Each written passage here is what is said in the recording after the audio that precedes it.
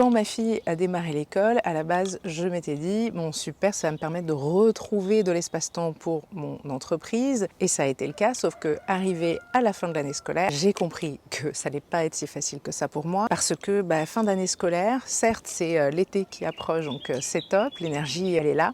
Mais il y a aussi beaucoup de choses à gérer.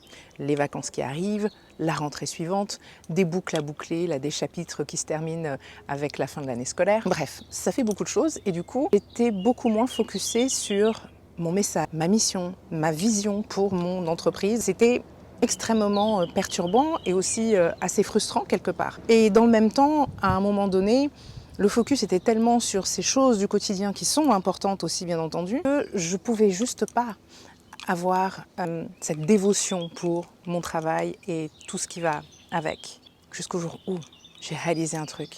J'ai réalisé que je n'avais pas à souscrire à cette idée selon laquelle fin d'année scolaire voulait dire forcément rush, course, stress. Non.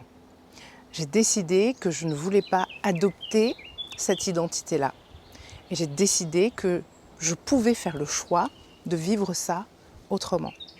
Et à partir du moment où j'ai fait le choix, j'ai pu mettre en place ce que j'avais besoin de mettre en place pour rééquilibrer mes énergies, pour me permettre de retrouver donc cet équilibre qui me permet d'être sur la fréquence du flow et de la présence et vivre les choses avec tellement plus de fluidité, tellement plus de légèreté, tellement plus de sentiments de flow, de liberté, d'expansion aussi. Donc si en ce moment, toi, tu es en train de vivre ce truc où tu sens que dans ta tête, tu es en mode rush, interroge-toi sur est-ce que c'est vraiment l'identité que tu vas adopter. Bien sûr, il y a des choses qu'on ne peut pas couper, mais l'énergie dans laquelle on accomplit les choses a un énorme impact sur la façon dont on va vivre les choses et ce qui va se matérialiser finalement concrètement autour de nous.